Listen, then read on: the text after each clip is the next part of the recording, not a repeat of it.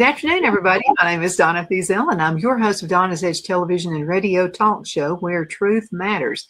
Thank you so much for watching every day, Monday through Friday, beginning 2 p.m. on the Eastern Time Zone. As I get to ride home with you in the afternoon, you can find us on television, syndicated on Abundant Television, found on Roku, Apple TV, and Amazon Fire. Don't forget the podcast on thenewscasters.com, and continue watching us on all the social media sites. And you can also find us on the radio now, WZLA. They are the biggest country station in South Carolina. They play the old country stuff.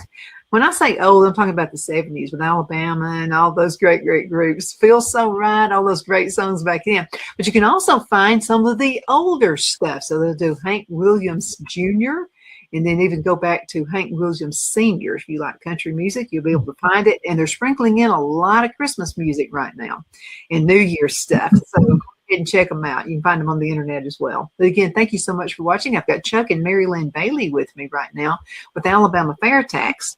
And okay, guys, so election time's going to be here before you know it. And folks need to be getting out right now. You need to be doing some research, asking questions in a nice way. You can be polite about it. How should you address someone who is running for office if you would like for them to be there for fair tax? I just ask them if they're for the fair tax. I can't imagine a politician doesn't know about the fair tax. It's been bantered around for 25 years now. Mm-hmm. Yeah. So actually longer than that even. Well, the bill was on in 99, so it's just 26 years. Yeah. Mm-hmm. So, yeah. And that's a crying shame because it started out being co-sponsored by Democrats and Republicans, and then in about 2004 they had the big Joint Tax Committee had a big what about George Bush did this is, what are we going to do about this taxes? What's the best way to do it? Consumption tax, flat tax, and blah, blah, blah. And so the thing about the fair tax is it's a flat consumption tax. And I mean, it had all the goodies, but he put parameters on there like, well, you can't fool with the deduction for your home. You can't fool with this part. You can't. Why are you asking me to do this if I can't fool with that? Because the fair tax takes care of all of that. It just wipes it all off. And the only time you have to pay taxes is when you buy something new for your personal use. Yeah, there are no deductions with fair tax. It's all straight across the board. And in fact, it's like the mortgage interest deduction is one that we don't get that as much anymore. We used to a lot. I think more people understand it. Yeah, but the explanation that Neil Boris gave was, well, what if you're going someplace where they're giving away free steaks, and you have a coupon for a free steak? Are you going to complain because you can't use your coupon? Or just get free steak. Yeah, but essentially, when they held that commission, the fair tax was really not even allowed to enter the contest because it didn't have any deductions. Every time it goes into it's been in front of the Ways and Means Committee a couple of times for, they have panels, and they always put one fair tax guy on there and 5 other income tax guys are diddling here and diddling there and tinkering here and tinkering there, and they said, oh yeah, you can't do that fair tax because of this. You can't do the fair tax because of that. But the fair tax wipes out all those guys and what they're doing, and that's what they're really fighting against, is keeping their jobs, making money off the income. Most often they'll ask the income tax people what they think of the fair tax. And of course, they don't like it because you don't have the political control. And so it's like asking an Auburn guy, what do they think about Alabama's football team? Well, you're asking me. Yeah. Well, Phil and I are just now speaking, by the way. So I'm an Auburn fan. He's not. I've got to carry that crazy Alabama umbrella again another year. So that's always our bet. Yeah. Whichever one wins has to carry the other one's umbrella. Well, we're not into those kinds of things. Yeah. That would be. Yeah. We went to school in Mississippi, so. Oh, there you go. No. Around here, it's Clemson and South Carolina. Yeah. So every state has its rivalries. Yeah. Oh, well, I'm going to tell you what. They get just as nasty about it as we did in Alabama with Alabama and Auburn. they get pretty filthy here about that. We used to have some pretty good competition between Mississippi State and Alabama too. Some years it was just, it was really close. In fact, I think the one year that Bear Bryant lost was to Mississippi State. Ooh. That was a fluke. Yeah, that was a long time ago. Yeah. And Phil is still mad, and all of his Alabama friends and family, they're still mad about Philip Fulmer from Tennessee. He's the one that ousted what happened, and Alabama got on restriction for a while, and so they still talk about that. And I'll say, how many decades ago was that? And you're still going to hold on to that? He's not even the coach anymore, so let it go. So anyway, goes, I hate Tennessee because of that. But let's talk about politicians and folks. And I know you guys, it's going to be a big election coming up in Alabama with the governor's race. How many people are running for governor now? I can't imagine anybody would now that Tuberville's in there. The ones I know about, I think Doug Jones, bless his heart, is trying to get in the race. And there's one other guy, I can't remember his name, but then from Florence. Oh yeah, Will Boyd's Will Boyd, running for governor in the Democrat side of it, and let's see, we got, of course, the coach is running, and all bets are on him. I think right now he's about 70% or 80% popular in the state. So I think Will Ainsworth was going to run, and as soon as he found out that the coach was running, he dropped out. So he said, "I'll wait and I'll mature a little bit now." I have to wonder if some Alabama fans, because I'm going to tell you, there's some hard ones, man. I'm going to tell you what, they're hardcore. I just wonder if some of them will not vote for him just because he's from Auburn. I mean, you know how the Alabama fans can be. I don't know. That would be kind of like cutting off your nose to spite your face. Yeah, because I believe the coach can come in and do a lot of things that haven't been done previously, because he stands up to folks. He doesn't take any garbage off of anybody. One thing about him, we listened to a speech by Rick Pate, who is running for lieutenant governor, and he said that he had a conversation with Senator Tuberville, and he said, "Well, you're dropping out of the Senate. That's a sure seat for him to run for governor. Why are you doing that?" And the coach said, "Because now I hope I'm getting this correct, but he said, I'd rather lose as governor than win as senator." So it must be we know it's a cesspool in D.C. Yeah, it's hard. But it's enough to take a man who is, has really done some good work.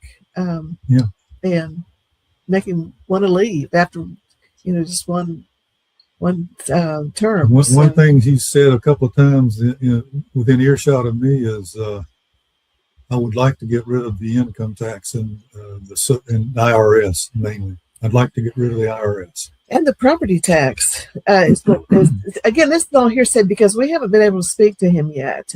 So, this is hearsay for us, but we have heard that that he would like to get rid of the property tax. There are 5 states now that are doing that, actually working actively to get rid of the property tax.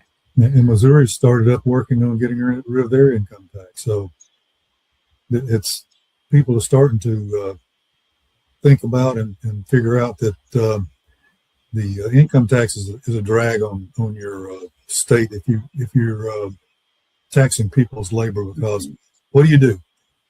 What do you get more of when you do what? You get rid of the income tax, you're going to get a lot more work out of people.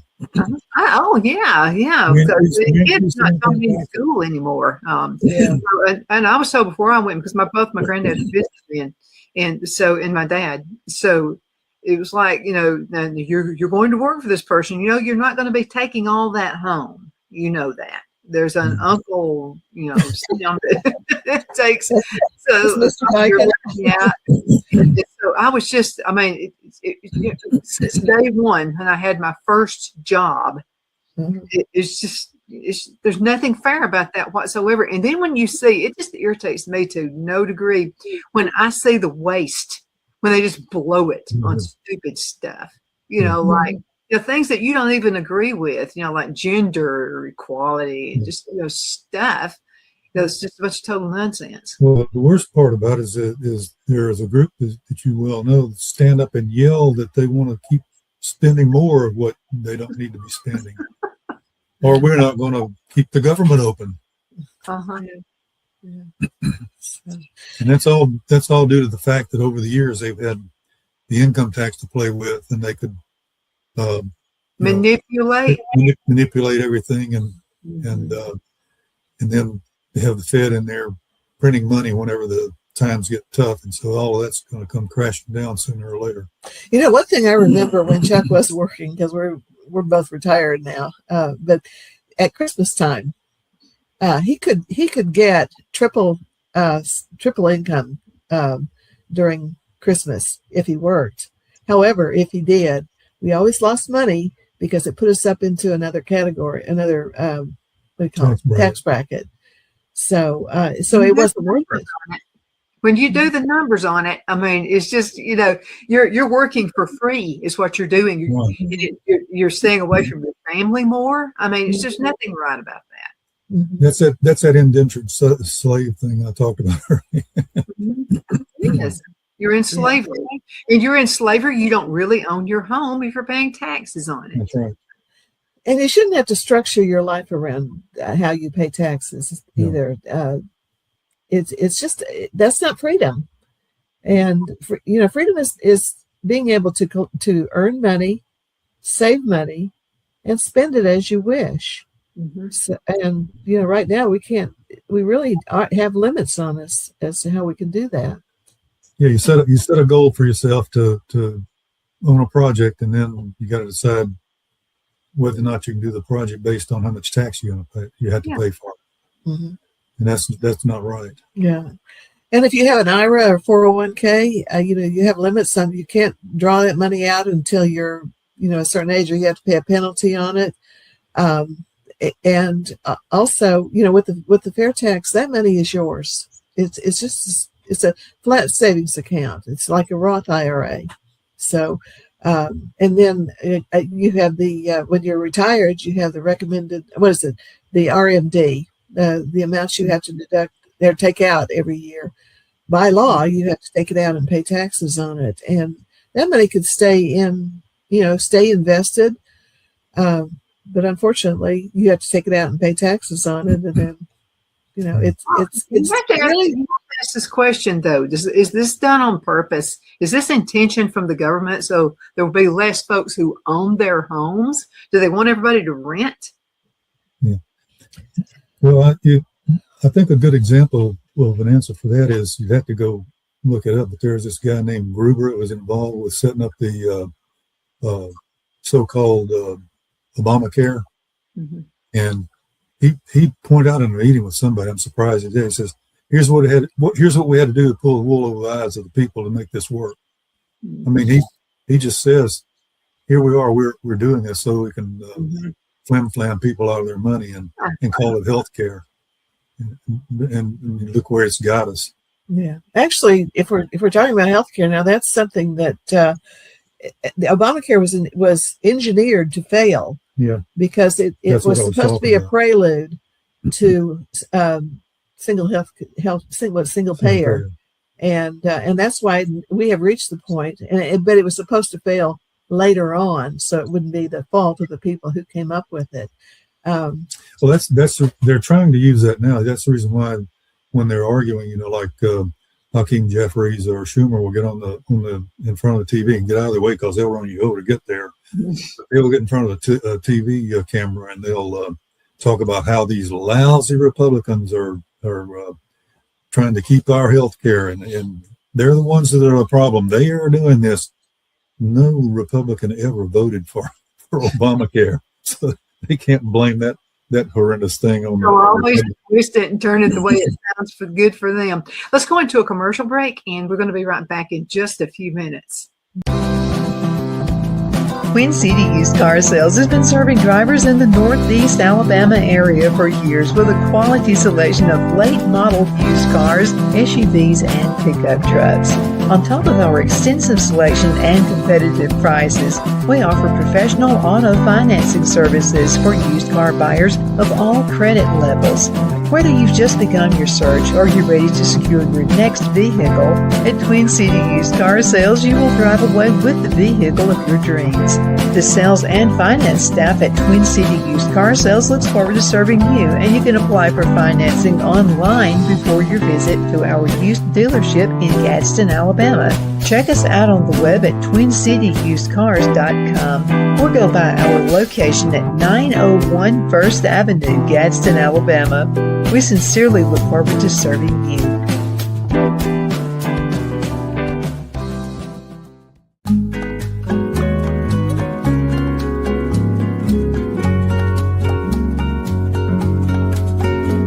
At Lamone's Mexican Restaurant, located in Henniger, Alabama, and voted Best Mexican Restaurant of DeKalb County, Alabama 2020, we're here to serve you with authentic Mexican cuisine. Order easily online by going to lamonsmex.com or call 256-657-3999 to place your order.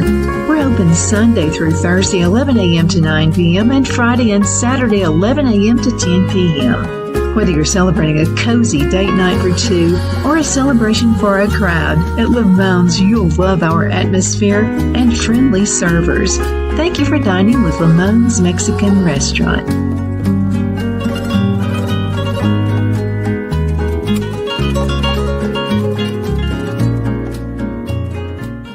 At Liberty Bank, we're all about community. Whether it's to help with a charity fundraiser or help families in need, toys at Christmas, or a local football team, we're here for you. You see, we realize the importance of family. Sometimes it's to build a new home or necessary home repairs. We're here for you. If you like the feel of a small town bank with all the conveniences of a big city bank, we're here to serve you. You will find us at any of our convenient locations in DeKalb, Marshall, Etowah, and Blount counties in North Alabama. You can call and speak with any of our friendly staff at 256-659-2175 or check us out on the web at libertybankal.com. And thank you for your support of our community. Member FDIC, Equal Housing Lender.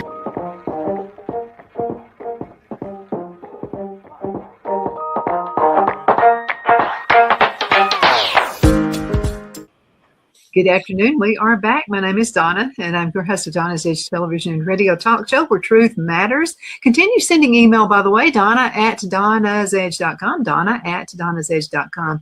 If you have questions for Chuck and Mary Lynn Bailey, go on ahead and send those. I did have a question, and this was from Sarah. No, that was not Sarah. Hold on a minute. Somebody's trying to call me. That was not from Sarah.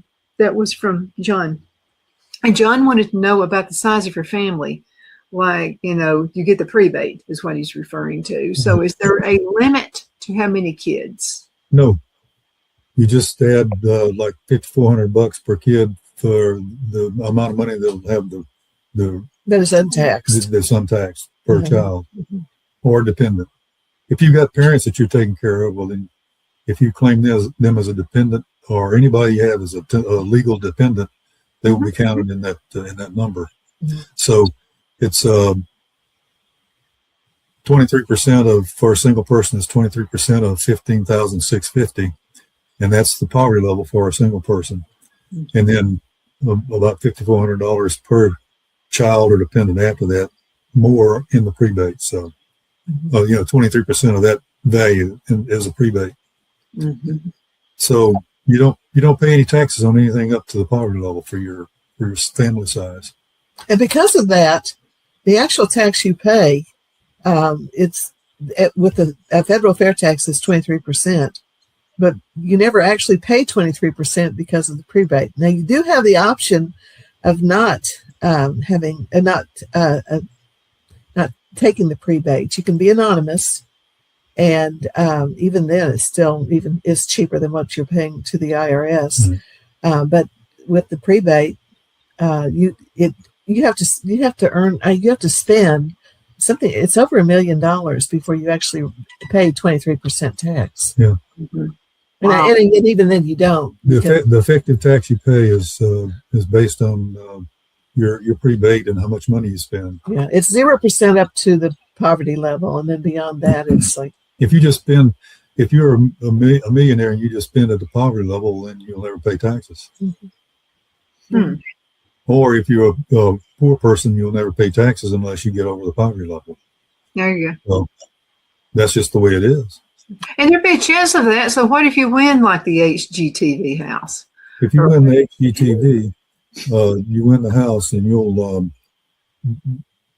have to pay tax on the house, but it'll be at 23%, not whatever that 57% or whatever they had previously. If you go to the casino and win, you don't pay any taxes on that money until you spend it. Mm-hmm. So all the fees and everything that are paid by the company to run the show and all that stuff, they get taxed on that. But your winnings are not taxed. You get taxed when you when you spend the money. And the prizes would probably go down as a result of that, because the companies would have to put out all that money to, and just it wouldn't be the same. Yeah. Well, actually, the embedded taxes caused by the income tax, and that includes Social Security and Medicare also. They're funded, but they are not taken out of the check. The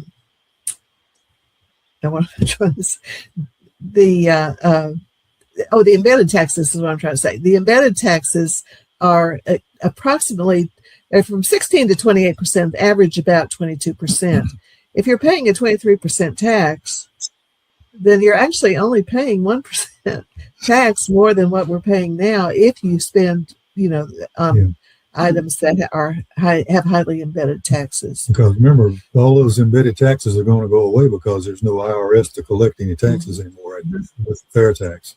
Mm-hmm. It goes away after 3 years. They reconcile their books, and after 3 years, they're defunded according to the bill. And then if at the end of 7 years, if the 16th Amendment is not repealed, then then everything you just go back to zero, and you have to come up with a new tax system because the fair tax would be sunsetted out. And I don't see how we'd ever go back to any other system since you don't have to pay any tax until you spend money.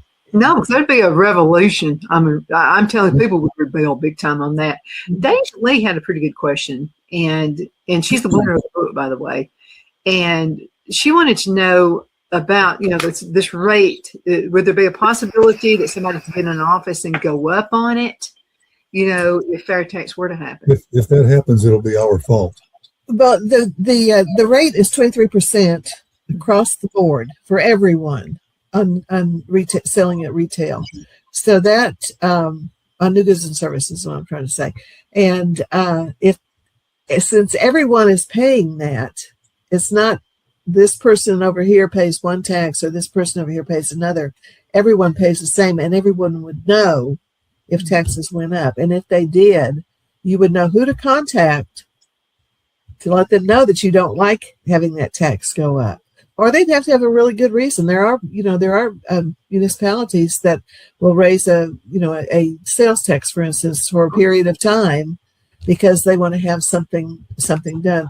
But I would guess, my guess is that with the 23% would actually go down because it would be incumbent on the politicians to say, I want to lower your taxes. I don't want to raise your taxes. And now you have politicians saying, well, we're not going to tax you. We're going to tax the person behind the tree. And then go behind the tree. Who believes that nonsense? I mean, who believes it? A lot of people do. A lot of people do believe that. So, yes. Is that us? Yeah, sir. I like the idea that I really like the idea that everybody pays the same thing. But one thing I like too is that it encourages, your spending habits. I mean, there'll be people who'll blow it on stupid stuff. But I'm just talking about overall, if you want to save for your kids' college, I think that's great. And another thing I do not like is paying taxes on schools because I do not agree with what they're teaching the kids. I would like to be able to take that and give it to a homeschooler. Somebody knows what they're doing. Yeah. I don't want taxes on stuff I don't believe in. Well, I've never been a fan of public schools. I have to say, they are propaganda mills. they're government schools, and they teach you what the They government have been wants for you to do. decades. It hasn't just started. Mm-hmm. So schools were so much better when they were run by the city or the municipality, or whatever. The group of people who actually sent their children there would determine how things were taught. When you have the government doing it, committees are just not. You just don't want to have a committee, determining what's going on, and that's. I went to a little school. It was called Friendship Elementary School, and it was in Oxford, Alabama. And I definitely remember. I never got a paddling in my life, but there was a threat that you could get one. And he had what he called the Board of Education. It was about this big, and it had holes in it. It would scare me to death just to even look at it. It would. And I don't know, it seems like the teachers were able to teach back then. I remember them talking about debits and credits. You know what a debit and credit is? I mean, even in elementary school. And it's just some things kids are not taught now. And I don't want to pay into that system because I don't agree with it. But I wish that the kids were taught that. I mean, I would think that would be so much better to teach finance, early on, from the time, you could do that in kindergarten and increase the, exposure to financial education every year.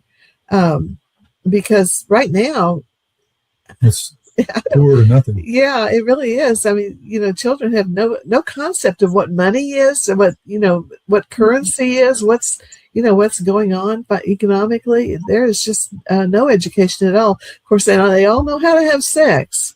Yeah, they got. Yeah, and if you're confused about your gender, you're talking.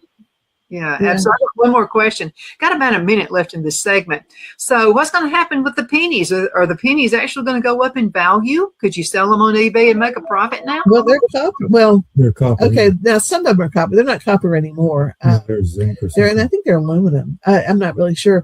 Well, they're going to quit making them. I think they have actually quit. You make a collectible item then. And I understand that they may even get rid of the nickel. So I guess what will happen eventually is there will be no cash. Yeah. It's and that's a scary thing to me when you don't have cash, because then you have government surveillance, and they're building all these data farms and now that they know everything you do. And if you use a credit card, or you have what do you call it, the CBDCs, the central bank digital currencies. And even though I think President Trump has written an executive order on that, I could be wrong. I know that here in Alabama, they've addressed it, but I think there are ways to get around it. And, it will be total monitoring of your situation. I'm going to say if something normally sells for $19.99, it's not going to be rounded down. It's going to be rounded up. Yeah. Absolutely. We're going to have to, guys. Whole Foods has already got a note up saying that. It's already out there. Okay, thank you guys so much for being with us. It's always enlightening, and I want it to happen. And so it's up to us. I mean, Chuck and Mary Lynn are getting out there, and a lot of other folks are getting out there, getting the message out. But we've got to make it happen. And that means going to the voting polls. That means telling your people who are in office what you want. If they hear it enough, they will listen and they will do it. So we just got to make it happen. Thank you guys so much for being on the show with us today, Chuck and Mary Lynn. Hope y'all have a great day.